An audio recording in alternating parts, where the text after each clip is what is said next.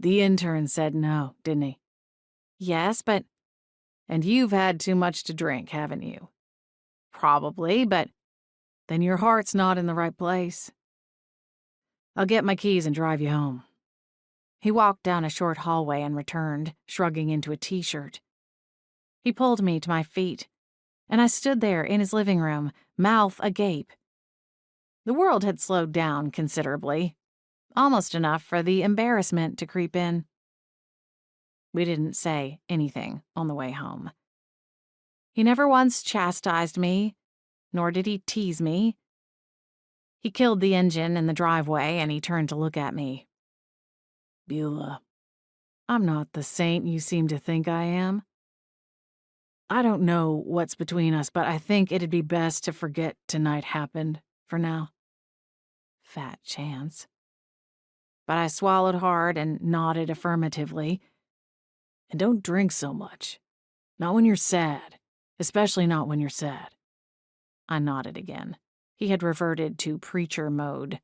A stilted, authoritarian tone, far different from his whisper of, "And for the record, it was you who turned me down." I suppose we're even now. I care a lot about you. He reached for my cheek, but his hand landed on my shoulder instead. We all do. My eyes met his, but quickly looked away. He hadn't been willing to give me the help I needed, at least not the help I thought I needed. Thanks for the ride. I scooted out of his car before he could tell me anything else that might make me want to cry. Ever the gentleman, he waited until I made it inside before starting his car and backing down the drive.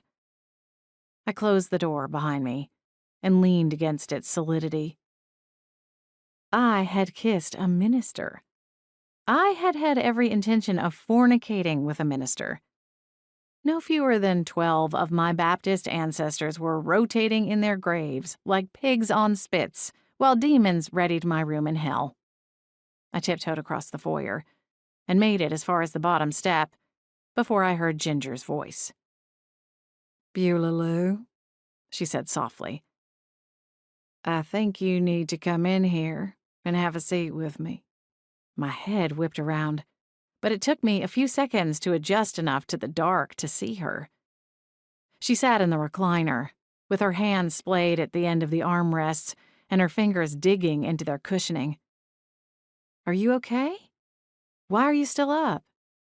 "I'm fine," She grimaced, and the pain etched in lines above her would-be eyebrows proved her a liar. You are not okay. Let me take you to the doctor. "Nothing they can do. It's this damn itching. I itch all over, but there's not a scratch in this world that will fix it." I had some idea of what that was like. Well, but there was a cure for me. I just couldn't seem to get my hands on him.